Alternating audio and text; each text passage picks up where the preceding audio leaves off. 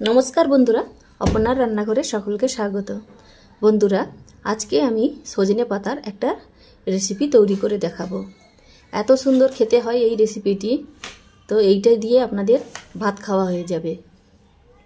तो एकबार हलेओ एइभाবে बाड़ीते बानिये देखुन, सकलेरই खूब भालो लागबे।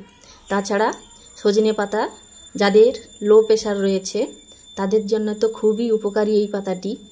तो एखाने आमी এই সজনে ডাল থেকে পাতাগুলোকে এইভাবে চুরিয়ে নিতে হবে। পাতাগুলোকে এইভাবে চুরিয়ে নেওয়ার পর চাইলে আপনারা এটাকে কেটেও নিতে পারেন কিংবা নাও কাটতে পারেন। তারপর এটাকে ভালো করে ধুয়ে নিয়েছি।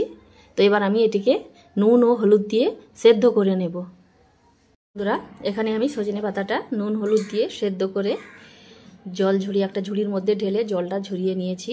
তো তারপর ঠান্ডা হলে এদিকে হাত দিয়ে চেপে চেপে এর জলটা নিংড়ে নিতে হবে এইভাবে।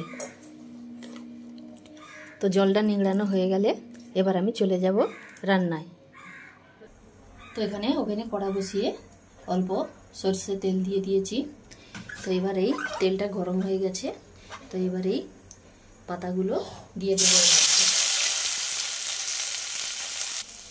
তো সজনে পাতাগুলো তেলের মধ্যে দিয়ে কিছুক্ষণ পাতাটা তেলের মধ্যে ভেজে নেব।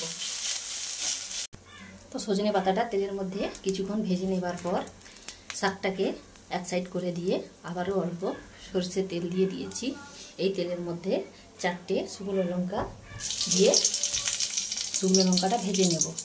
শুকনো লঙ্কাটা ভাজা হয়ে গেলে এক সাইড করে দিয়ে 5 কোয়া রসুন, থেতো করা রসুন দিয়ে রসুনটা হালকা করে ভেজে নেব। ভেজে নেবার পর এবার এর মধ্যে দিয়ে দেবো একটা বড় পেঁয়াজ কুচি দিয়ে পেঁয়াজটাও তেলের মধ্যে ভেজে নেব।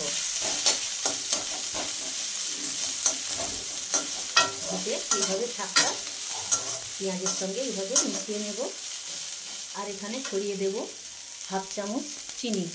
এখানে চিনিটা দিলে সজনে পাতা একটু তিতা লাগে আর একটু কষা কষা ভাব থাকে, তো সেইটা আর লাগবে না। তো সেই জন্য আমি এখানে হাফ চামচ চিনি দেব। তো চিনিটা দিয়ে আবারও কিছুক্ষণ সজনে পাতাটা এইভাবে ভেজে নেব।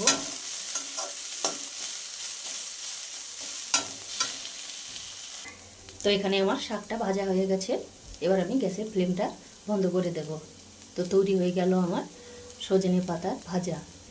তো আপনারাও একবার এইভাবে বানিয়ে দেখুন, অবশ্যই ভালো লাগবে। আর কেমন হলো তা কমেন্ট করে জানাবেন। সেই সঙ্গে আমার রেসিপি যদি আপনাদের ভালো লাগে তো লাইক শেয়ার করে পাশে থাকবেন। তো আজকে এই পর্যন্ত, পরের দিন আবার নতুন কোনো রেসিপি নিয়ে চলে আসবো। সবাই ভালো থাকবেন, ধন্যবাদ।